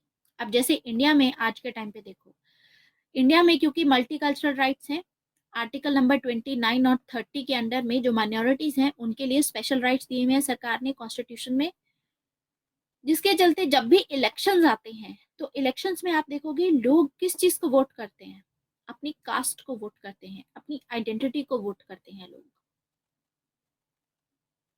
लोग डेवलपमेंट के एजेंडा पे नहीं काम करते। आज के टाइम पे इंडिया में डेवलपमेंट पॉलिटिक्स नहीं है, कास्ट पॉलिटिक्स प्रेजेंट है। मतलब कास्ट के नाम पे अभी तक वो सब चीज चल रही है, कोई ये चीज नहीं देख रहा है कि डेवलपमेंट हो ही नहीं रही है। डेवलपमेंट के लिए आपको you need to overcome these things, ये बैरियर्स जो हैं, जो कास्ट बैरियर लगाया हुआ है, रिलीजन बैरियर लगाया हुआ है, या कल्चर बैरियर जो लगाया हुआ है, क्योंकि within caste also different different बना वराइटीज है। जैसे ब्राह्मण्स में ही दो टाइप के ब्राह्मण्स होते हैं, उनकी आपस में ही नहीं बनती, मतलब you must have heard of this. ठीक है, तो अलग अलग टाइप के ब्राह्मणिज्म में भी अलग अलग ऊपर नीचे ये सब रहता है, उसमें भी सभी कास्ट में होता है ये भी। ठीक है, सो द पॉइंट इज कि ब्रायन बेरी कहते हैं कि अगर आप इतना कल्चर और उसमें रिलीजन में इन सब में जा रहे हो तो डेवलपमेंट तो होगी नहीं ऐसी उस कंट्री की, this will not happen, identity politics में ही रह जाएगा सब कुछ। At the same time Chandran Kukathas भी इस चीज को क्रिटिसाइज करते हैं। Chandran Kukathas very important. चंद्रन कुकाथास बोलते हैं कि कोई भी कल्चर हो, इन एनी कल्चर, कोई भी कल्चर हो, किसी भी कल्चर में एक ना एक माइनॉरिटी ऐसी रहेगी जिसको सब्जुगेट किया जाता है। मतलब कोई भी कल्चर हो, चाहे हिंदुइज्म हो या कोई भी हो, ऐसी ना ऐसी माइनॉरिटी आपको देखने को मिलेगी जिसको एक्सप्लॉइट किया जा रहा है या जिसके साथ में बुरा व्यवहार किया जा रहा है। मतलब जिनको ऑब्वियसली उनके राइट्स नहीं फर्दर उनको दिए जाते, इस टाइप से होता है। जैसे कि वेस्टर्न कल्चर में भी देखेंगे अगर हम, तो होमोसेक्सुअल्स जो होते हैं, होमोसेक्सुअल्स चाहे आप वेस्टर्न कल्चर में देखो, चाहे हिंदू कल्चर में देखो, चाहे इस्लाम में देखो, चाहे किसी कल्चर में देखो, होमोसेक्सुअलिटी को लेकर के कितना बड़ा टैबू क्रिएट किया गया है कि इन लोगों के राइट्स रिकॉग्नाइज नहीं किए जाते हैं। सो चंदन कुकथास का कहना है कि इस मामले में स्टेट की इंटरवेंशन होनी जरूरी है कल्चर में, क्योंकि हर एक कल्चर में एक ना एक माइनॉरिटी ऐसी होती है जिनके साथ में बुरा किया जाता है। तो अगर स्टेट मल्टी कल्चरल राइट्स को रिकॉग्नाइज करेगा, मतलब स्टेट इंटरफेयर नहीं करेगा। लिबरलिज्म का आइडिया क्या था, ट्रेडिशनल लिबरल का आइडिया क्या था, कि स्टेट इंटरफेयर नहीं करेगा। तो अगर स्टेट इंटरफेयर नहीं करेगा तो कौन बचाएगा इन सब चीजों से। सो दिस इज द आइडिया। ठीक है, नेक्स्ट इज जर्मी वॉल्ड्रॉन। अब जर्मी वॉल्ड्रॉन और सीला बेन हबीब, ये दोनों कॉस्मोपॉलिटन मल्टीकल्चरलिस्ट हैं। तो ये बोलते हैं कि मल्टीकल्चरलिज्म लोगों की जो कैपेसिटी होती है डिफरेंट कल्चर्स को अडॉप्ट करने की, उसको अंडर एस्टिमेट करता है। इन दोनों का कहना है कि अगर आप डायलॉग करते हो, ठीक है, डिफरेंट डिफरेंट कल्चर्स में, अलाउ करो डायलॉग्स, ठीक है, तो अगर आप डायलॉग अलाउ करोगे, आपने देखो मल्टीकल्चरलिज्म अगर राइट्स प्रोटेक्ट कर दिए तो आपस में डायलॉग्स होने बंद हो जाएंगे। ठीक है, और इस चीज में स्टेट क्योंकि इंटरफेयर नहीं करेगा। लेकिन अगर आप इसमें बिल्कुल इंटरफेयर ना करो, इंटरफेयर नहीं करो, तो आपस में दोनों कम्युनिटीज के, दोनों कल्चर के डायलॉग होंगे। कुछ पॉजिटिव आइडियाज पहले कल्चर में होंगे, कुछ सेकंड दूसरे कल्चर में होंगे। तो दोनों आइडियाज मिक्स होकर के दोनों एक्सेप्टेबल होंगे। जो पॉजिटिव आइडियाज होंगे अल्टीमेटली एक cosmopolitan culture start, cosmopolitan union बनेगी, जिसके चलते हमें देखने को मिलेगा कि जब भी डायलॉग होता है, लोगों के अंदर कैपेसिटी होती है कि वो दूसरे के कल्चर की जो प्रैक्टिसेस होती हैं उसको फॉलो करते हैं। जैसे कि इन दिस केस, जैसे आज के टाइम पे इंडिया में क्योंकि कल्चरल डाइवर्सिटी है, तो हम लोग जब भी क्रिसमस आता है हम क्रिसमस भी मनाते हैं। ठीक है, ऐसे ही दिवाली आती है, दिवाली पे कितनी चीजें होती हैं, सभी होली पे चाहे कोई भी धर्म के लोग हो, होली भी दे बेसिकली लाइक सेलिब्रेट करते हैं सभी लोग। आज के टाइम पे सेलिब्रेशंस होते हैं। ठीक है, तो अल्टीमेटली छुट्टी होती है, तो चाहे ईद हो, ईद की भी छुट्टी होती है, दिवाली होती है, दिवाली की भी छुट्टी होती है। तो अल्टीमेटली देखने को ये मिलता है कि मल्टीकल्चरलिज्म अगर रहेगा, मतलब स्टेट ने अगर रिकॉग्नाइज कर दिया कि ये आपके कम्युनिटी के राइट्स हैं, ठीक है, तो इससे आप लोगों की कैपेसिटी को अंडरमाइन कर रहे हो। क्योंकि लोगों में कैपेसिटी होती है कि दूसरे के कल्चर की पॉजिटिव चीजें हम एक्सेप्ट करते हैं। जैसे हम आज के टाइम पे वेस्टर्न जो कल्चर है उसकी जितनी भी पॉजिटिव चीजें हैं एक्सेप्ट करके उसको इंडियन ट्रेडिशन में मिक्स कर रहे हैं। इंडियन ट्रेडिशन भी फॉलो करते हैं हम, eight the same time western tradition भी फॉलो करते हैं। जैसे वैलेंटाइंस हो गया, मदर्स डे हो गया, फादर्स डे हो गया, ये सभी हम आज के टाइम पे सेलिब्रेट करते हैं। Same is this thing. तो स्कॉलर्स ये सजेस्ट करते हैं जो सेला बेन हबीब हो गए, जेरमी वॉल्टन हो गए, इनका ये सजेशन है कि मल्टीकल्चरलिज्म ऐसा नहीं है कि सिर्फ यू नो लिबरल्स ही इसको प्रैक्टिस कर सकते हैं, सभी इसको प्रैक्टिस कर सकते हैं। ठीक है, तो मल्टीकल्चरलिज्म इज समथिंग जिसमें अलग से इनके राइट्स इस तरीके से ना दिए जाएं। आप अंडर एस्टिमेट करता है कि लोगों की कैपेसिटी को, तो लोगों को एक दूसरे के कल्चर को अच्छे से समझना चाहिए। जो भी इंपॉर्टेंट और पॉजिटिव पॉइंट्स होते हैं एक दूसरे के कल्चर के, उसको फाइनली एक्सेप्ट करना चाहिए, लोगों को अडॉप्ट करनी चाहिए सभी कल्चर्स के अच्छी आदतें, अच्छी हैबिट्स। तो कॉस्मोपॉलिटन मल्टीकल्चर एक इमर्ज होकर के आएगा जो सभी को एक्सेप्टेबल होगा। तो फिर ये पूरी जो दुनिया होगी उसमें एक कॉस्मोपॉलिटन कल्चर प्रेजेंट रहेगा। Then there is Bruce Bawer. Bruce Bawer क्या बोलते हैं, इनका कहना है कि आप टॉलरेशन, क्योंकि मल्टीकल्चरलिज्म का मतलब है you have to be tolerant. ठीक है, तो आप कल्चर, उनके कल्चरल राइट्स उनके अगर रिकॉग्नाइज कर रहे हो, इसका मतलब है कि आप टॉलरेंट हो, उन जो भी वो प्रैक्टिसेस हैं आप उसको मना नहीं करोगे, उसको अपनी प्रैक्टिसेस वो फॉलो कर सकते हैं, कोई भी प्रैक्टिस हो सकती है। सो टॉलरेशन एक हद तक होती है। ब्रूस बावर का कहना है कि देखो एक हद तक आपको, अगर आप ऐसे लोगों के लिए टॉलरेशन अपनी एक्सरसाइज कर रहे हो, मतलब आप ऐसे लोगों के प्रति टॉलरेंट हो जो आपके प्रति इनटॉलरेंट हैं, तो ये आपकी खुद की फ्रीडम और आपकी सिक्योरिटी को थ्रेट में डाल देगा। It is not only just the appeasement. जैसे कि वेस्टर्न कल्चर में अगर आप देखोगे, इस्लामिक कल्चर में अभी इस्लामिक फंडामेंटलिज्म चल रहा है, ठीक है, जिसके चलते स्पेशली आइसिस जो भी अभी जो भी एक्शंस ले रहा है या ऐसे चीजें जो होती हैं, तो उसके अंडर में अब इनके प्रति अगर टॉलरेंट आप हो जाओगे, ये तो आपके प्रति टॉलरेंट नहीं है, इनटॉलरेंट है, तो इस मामले में ये आपकी ही फ्रीडम और सिक्योरिटी को थ्रेट करेगा, क्योंकि आपने उस टाइम तो रोका नहीं कि इनका अपना कल्चर है, जो इनको करना है करते रहने दो। लेकिन now this is appearing as a threat to us, हमारी फ्रीडम हमारी सिक्योरिटी पे थ्रेट है, जब आइसिस का जो एक्सपेंशन धीरे धीरे, इनका जो एरिया ऑफ इन्फ्लुएंस है धीरे धीरे बढ़ता जा रहा है, रिक्रूट कर रहे हैं ये इधर उधर से लोगों को। सो ब्रूस का कहना है कि appease Islam and sacrifice freedom. अगर आप, क्योंकि इस्लाम इनटॉलरेंट है दूसरे रिलीजन्स के प्रति, तो अगर आप उसको उसके प्रति टॉलरेंट रहोगे और अपीज करते रहोगे, तो अपनी सैक्रिफाइस करनी पड़ेगी आपको फ्रीडम, एक दिन अपना फ्रीडम सरेंडर करना पड़ेगा आपको।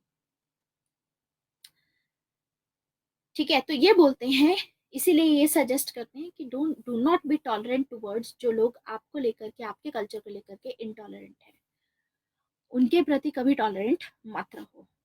तो ये एक तरीके का, हालांकि दूसरे लोग ये भी बोल सकते हैं जो मल्टी कल्चरलिस्ट होते हैं कि ब्रूस बॉर जो हैं इनकी अपनी एक पॉलिटिकल मोटिवेशन है, इनकी अपने पॉलिटिकल मोटिव है इनका।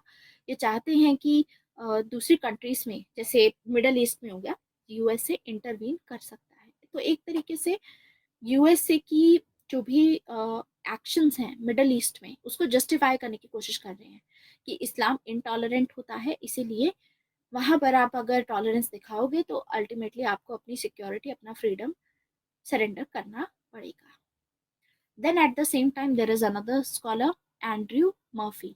एंड्रयू मर्फी क्रिटिसाइज करते हैं सेम चीज पे कि अगर आप ऐसे लोगों के प्रति टॉलरेंट होते हो जो लोग आपके प्रति टॉलरेंट नहीं है, तो अल्टीमेटली यू नो आपके फ्रीडम को काफी नुकसान होगा, एंड आपके जो बेसिक लिबरल वैल्यूज हैं उसको ये चैलेंज करेंगे फिर। सो this is about multi culturalism. ये समझ में आया? Any doubt?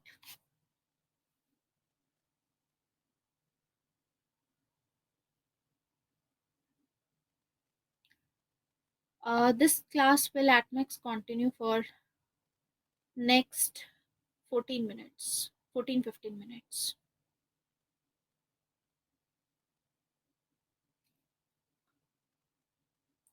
क्रिटिसिज्म में इन सब फिलोसफर्स के नाम डालने होंगे। अब देखो, क्रिटिसिज्म लिखना है आपने शुभम, तो सबसे पहली चीज, दो चीजें, कि विल किमलिका तो होना ही चाहिए, at the same time Bhikhu Parekh, ये दोनों चीजें मस्ट हैं, इन दोनों के व्यूज मस्ट हैं, ठीक है। इसके बाद अगर क्रिटिसाइज करना है तो क्रिटिसिज्म में आप एक तो फेमिनिस्ट का सबसे सुपर इम्पोर्टेंट है which you should always right, क्योंकि कल्चर की बात हो रही है जिसमें फीमेल्स को कंसिडर नहीं किया गया है क्योंकि सभी कल्चर्स में, तो ये आपका पॉइंट बहुत अच्छे से रखेगा, तो आपको मार्क्स अच्छे मिलेंगे इस क्रिटिसिज्म के। दूसरा है I suggest you Amartya Sen is good, ठीक है।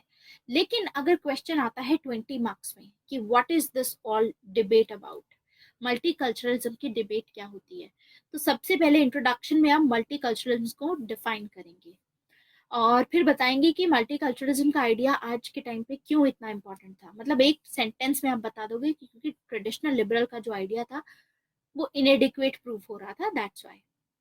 उसके बाद बताओगे this a debate between Will Kymlicka and Bhikhu Parekh, और वो अपने अपने हिसाब से ये बोलते हैं कि इनको राइट्स मिलने चाहिए, इनको नहीं मिलने चाहिए, अपने उनके पॉजिटिव नेगेटिव्स वो सब लिखोगे। अब बात आती है फिर, क्योंकि डिबेट बतानी है आपको डायरेक्ट क्वेश्चन में, तो डिबेट में जितने आप डिफरेंट डिफरेंट आइडियाज लिखोगे उतना बेहतर रहेगा। तो इसमें एक तो फेमिनिस्ट का बहुत इंपॉर्टेंट है, अमर्त्य सेन का इंपॉर्टेंट है। दूसरा आई फोकस ऑन, मतलब Chandran Kukathas I think is very very important. Jeremy Waldron, Seyla Benhabib, because they are cosmopolitan, तो ये आप बोल सकते हैं, बाकी सब you can choose to forget if you want, ठीक है। जैसे कि ब्रूस हो गए एंड एंड्रयू मर्फी हो गए, इनको एक बार को आप स्किप कर सकते हो इफ यू वांट, ये किया जा सकता है। मल्टीकल्चरलिज्म का क्वेश्चन अभी आज मैं नहीं दूंगी बिकॉज मल्टीकल्चरलिज्म का क्वेश्चन अलग से आपको I give you, if you want आप प्रीवियस ईयर क्वेश्चन मल्टीकल्चरलिज्म का एक अटेम्प्ट कर सकते हैं। मैंने प्रीवियस ईयर क्वेश्चन की एक पीडीएफ ग्रुप में शेयर की हुई है, आप लोग डाउनलोड कीजिए and go through that, ideologies के सेक्शन में आपको मिल जाएगा, ठीक है। कॉस्मोपॉलिटन आइडिया क्या होता है, मतलब सभी के कल्चर में डायलॉग अलाउ करो अंश, ठीक है। डायलॉग के चलते आपके कल्चर की जो पॉजिटिव बातें हैं, मेरे कल्चर की जो पॉजिटिव बातें हैं वो आप एक्सेप्ट करोगे, आपके कल्चर की मैं एक्सेप्ट करूंगी, तो हम दोनों काफी चीजों पे एग्री करेंगे। ऐसे ही कोई तीसरा होगा, उसका अलग कल्चर है, उसके भी हम एग्री करेंगे कुछ पॉजिटिव बातों पे, वो भी हमारी पॉजिटिव आइडियाज पे पॉजिटिव बातों पे एग्री करेगा। तो धीरे धीरे करके क्या होगा कि एक कॉस्मोपॉलिटन आइडिया, मतलब एक सुप्रीम आइडिया ऐसा बनेगा जो कि सभी कल्चर्स को एक्सेप्टेबल होगा, मतलब फिर एक ऐसा कल्चर एमर्ज होगा जो दुनिया के सभी लोगों को एक्सेप्टेबल होगा, फिर एक ऐसा कल्चर होगा that is the cosmopolitan culture, मतलब पूरे वर्ल्ड का एक कल्चर बन सकता है आगे अगर डायलॉग स्टार्ट करो सभी कल्चर्स के, ठीक है। तो ये बोलते हैं कि अगर स्टेट मल्टीकल्चरल राइट को ही प्रमोट कर देगा तो फिर कैसे पूरे वर्ल्ड का एक कल्चर बन पाएगा। आप प्रमोट मत कीजिए, डायलॉग होने दीजिए उनके बीच में, ठीक है, दिस इज व्हाट दे से। लेकिन फिर अमर्त्य सेन अलग बोलते हैं, ये बोलते हैं कि हर एक उसमें रहता है तो उनका भी कल्चर मैटर करता है, अलाउ करो, अलाउ करोगे तो वो वहां जाएंगे तो इंटरेक्शन होगी, वो उनका मानना है। यस जो आपका पॉलिटिकल साइंस का पेपर चेक करेंगे उनको सारी चीजें पता होंगी, सभी आइडियाज, क्योंकि आपको आप पेपर जो चेक करने वाले होंगे वो ऑलरेडी पॉलिटिकल साइंस के मे बी पीएचडी लेवल पे होंगे या मास्टर्स कर रखी होगी उन्होंने, ऐसे प्रोफेसर चेक करते हैं, जैसे जेएनयू में अगर कोई पढ़ा रहा है या इग्नू में कोई पढ़ा रहा है या जो भी दिल्ली यूनिवर्सिटी हो गई वहाँ कोई अगर पढ़ा रहा है, तो अब ये बताते नहीं है कि हो सकता है राजस्थान यूनिवर्सिटी में कोई पॉलिटिकल साइंस का स्कॉलर मतलब प्रोफेसर है उनसे चेक करा रहे हैं, you never know about this.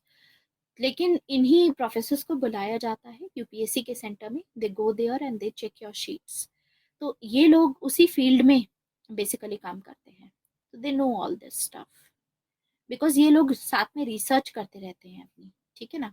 Because even though आपने पीएचडी भी कर रखी है तो भी ऐसे स्कॉलर्स फर्दर अपने वर्क्स जो भी होते हैं उन पे काम करते हैं, अपनी अलग से बुक्स लिखते हैं ये लोग, अपनी कमेंट्रीज करते हैं, तो इनके वर्क्स हम आगे भी पढ़ते हैं जो हम यूज कर सकते हैं अपने आंसर्स में, ठीक है। तो उनको सभी को पता होंगे ये सभी, और नहीं भी पता होंगे तो we always have Google in our hand, ठीक है, तो उनके पास भी फोन होगा, maybe they'll be searching it out और whatever be the case, but सबको पता ही होता है। Right answer for getting marks, एक अप्रोच क्या होती है वो मैं बता चुकी हूँ already, so I am going to move forward. उसके लिए शुभम आपको पिछले महीने मैंने आंसर राइटिंग का सेशन लिए हैं। आई थिंक मैंने उसमें 6 क्लासेस ली थी, 6 और 8 classes, I don't remember, 6 classes थी आई थिंक। तो वो 6 क्लासेस थी, आप वहां पर जाकर के फर्स्ट लेसन से आप देखना शुरू करोगे। बहुत अच्छे अच्छे आंसर्स लिखे गए थे, बहुत अच्छी इम्प्रूवमेंट भी हुई है। शुरू में बच्चे बहुत खराब आंसर लिख रहे थे, लेकिन इन 6 क्लासेस में भी बहुत सिग्निफिकेंट इम्प्रूवमेंट हुई है। तो you guys have to watch those classes. अब आते हैं नेक्स्ट टॉपिक पे, which is value pluralism. Value pluralism दिया था इजाया बर्लिन ने। ये वही इजाया बर्लिन है जिनको अभी हमने डिस्कस किया था कि इजाया बर्लिन ने नियो लिबरलिज्म में क्या बात कही थी अपनी, कि लिबर्टी और कैपेसिटी को इन्होंने डिफरेंशिएट किया था। तो इजाया बर्लिन सेम वही है जिन्होंने वैल्यू प्लूरलिज्म का कॉन्सेप्ट दिया। वैल्यू प्लूरलिज्म का क्या मतलब होता है? वैल्यू प्लूरलिज्म, देखो वैल्यूज होती हैं कुछ, जैसे एक वैल्यू होती है लिबर्टी, एक होती है इक्वालिटी, एक होती है कैपेसिटी, अलग अलग टाइप की वैल्यूज होती हैं, ठीक है। ऐसे ही ये बोलते हैं कि वैल्यू प्लूरलिज्म होना चाहिए, मतलब प्लूरल वैल्यूज होनी चाहिए। ऐसा नहीं होना चाहिए कि आप सिर्फ एक ही वैल्यूज को फॉलो करें और बाकी सभी वैल्यूज को डिनाई करो, ठीक है। तो ये अपनी थ्योरी ऑफ एथिक्स देते हैं। वैल्यू प्लूरलिज्म का जो आइडिया है, it is a theory of ethics कि क्या चीज सही है, ठीक है। तो actually it is a theory of Meta ethics. Meta ethics क्या होता है कि क्या चीज सही है या गलत है, उसमें हमें अगर जाना है तो हमें ये देखना पड़ेगा कि किस पर्सपेक्टिव से अलग अलग वेरिएशंस होती हैं सही गलत की।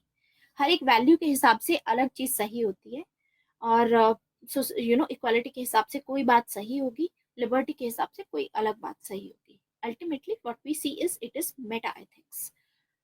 तो वैल्यू प्लूरलिज्म का कॉन्सेप्ट इन्होंने दिया है, इनकी बुक का नाम था टू कॉन्सेप्ट ऑफ लिबर्टी, इसमें दिया है। मतलब लिबर्टी के दो कॉन्सेप्ट होते हैं, टू कॉन्सेप्ट ऑफ लिबर्टी। दो कॉन्सेप्ट कौन से थे लिबर्टी के? एक था नेगेटिव लिबर्टी, दूसरी है पॉजिटिव लिबर्टी। तो लिबर्टी में भी हमने देखा कि मेटा एथिक्स आ गई ना इसमें। हम बोलते हैं कि लिबर्टी इज द फाइन, मतलब liberty is the thing which is right, ये सही है, लिबर्टी होनी चाहिए, इक्वालिटी नहीं होनी चाहिए, सपोज। तो लिबर्टी में भी तो दो टाइप की होती है, एक होती है नेगेटिव लिबर्टी, एक होती है पॉजिटिव लिबर्टी। तो डिफरेंस होता है उस चीज में।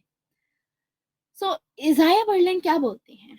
इजाया बर्लिन की डिबेट होती है वैल्यू मोनिज्म से रिलेटेड। बोलते हैं वैल्यू मोनिज्म का क्या मतलब होता है? मोनो का मतलब होता है सिंगल,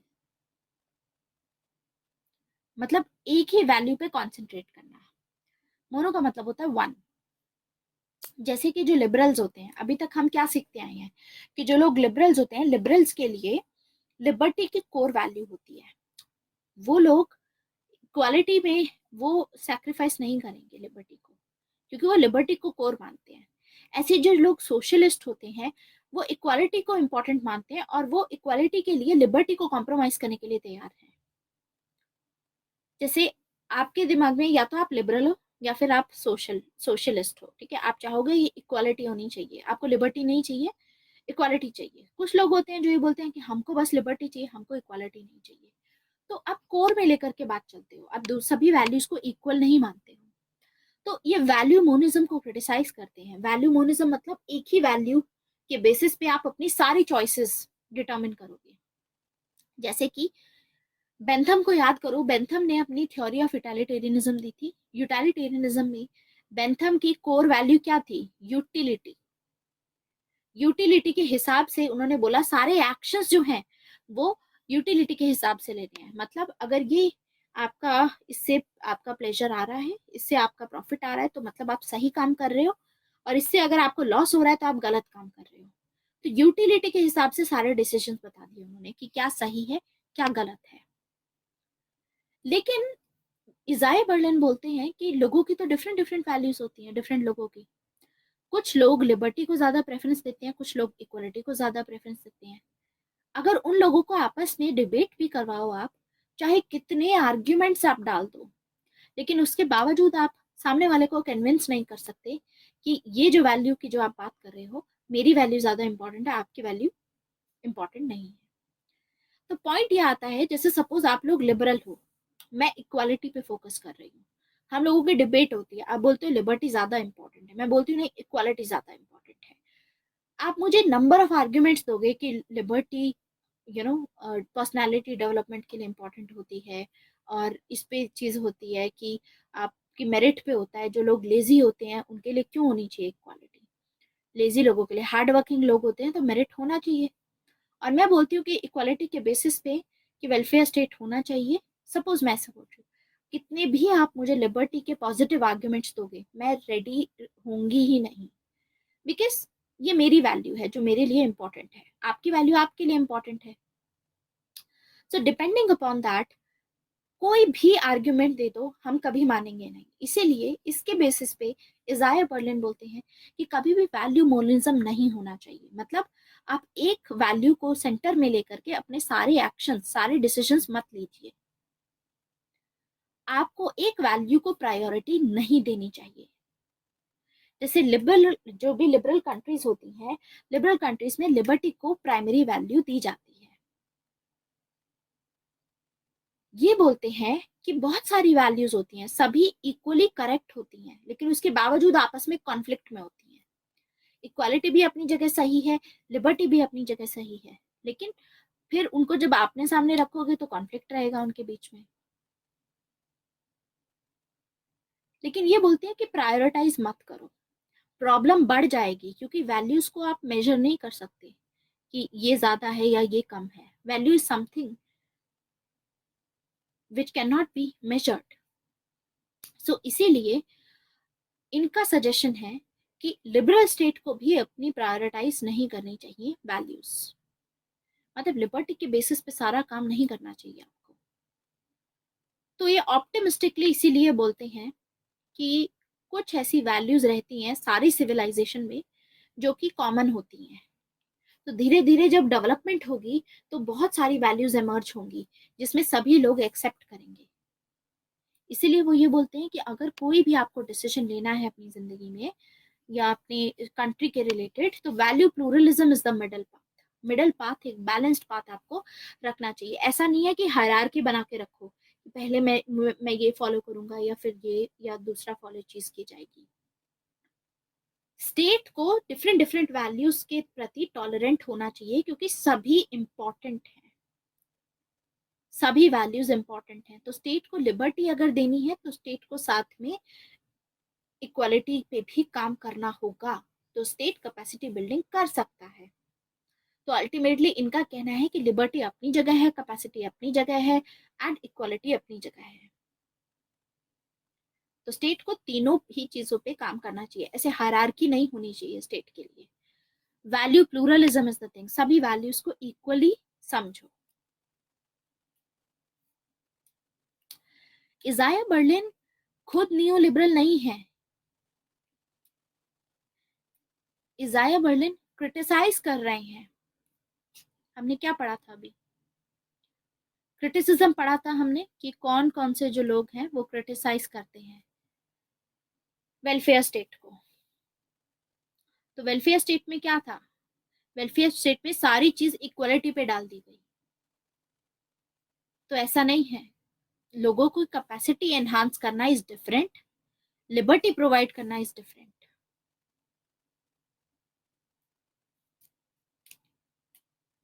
तो ये एक तरीके से इनके आइडियाज में हम देखते हैं कि प्रमोट कर रहे हैं नियो लिबरलिज्म को। मतलब वेलफेयर स्टेट को क्रिटिसाइज कर रहे हैं, इसका मतलब इनको हम उस कैटेगरी में डाल सकते हैं, नियो लिबरल की कैटेगरी में। तो नियो लिबरल होने के बावजूद अगर आप इनको नियो लिबरल बोलते भी हो, मान लो नियो लिबरल मतलब लिबर्टी पे ध्यान दे रहे हैं, लेकिन एट द सेम टाइम ये बोलते हैं कि सभी वैल्यूज की इक्वालिटी होनी चाहिए। मतलब ये तो नहीं बोल रहे हैं ना कि वेलफेयर स्टेट में ही सारी इक्वालिटी पे डाल दो वैल्यू, ये बोल रहे हैं चाहे कोई भी वैल्यू हो सब पे इक्वल रखो। ठीक है, so this is the idea. He is not rejecting positive liberty, he is just rejecting this idea कि जो स्टेट है सिर्फ एक ही साइड से अगर वेलफेयर करना स्टार्ट करेगा, मतलब सिर्फ इक्वालिटी पे ध्यान देगा, that is not acceptable. So this is the idea of Isaiah Berlin. This is his idea.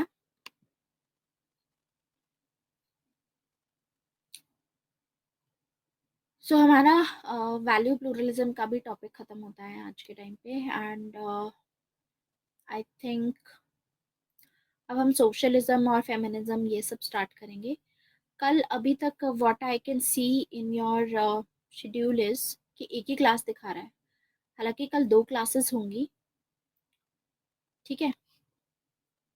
So it's that part. So when I से कि इजाया बर्लिन पॉजिटिव लिबर्टी को रिजेक्ट करते हैं। पॉजिटिव लिबर्टी का मतलब है कि सिर्फ उस पे नहीं, इक्वालिटी पे नहीं फोकस करना है, क्योंकि स्टेट क्या कर रहा था, सिर्फ मार्जिनलाइज सेक्शन के लिए काम कर रहा था उस टाइम पे। तो सिर्फ ऐसा नहीं रखना है, आपको बाकी चीज़ों पे, लिबर्टी पे भी ध्यान देना होगा। इसीलिए इनको न्यू लिबरलिज्म कैटेगरी में मैंने बाद में डाला, ठीक है। तो पॉजिटिव लिबर्टी को जब ये रिजेक्ट करते हैं, इसका मतलब है कि ये इक्वालिटी पे सारा फोकस नहीं रखना है। ही इज टेलिंग अस कि लिबर्टी को भी इक्वली आपको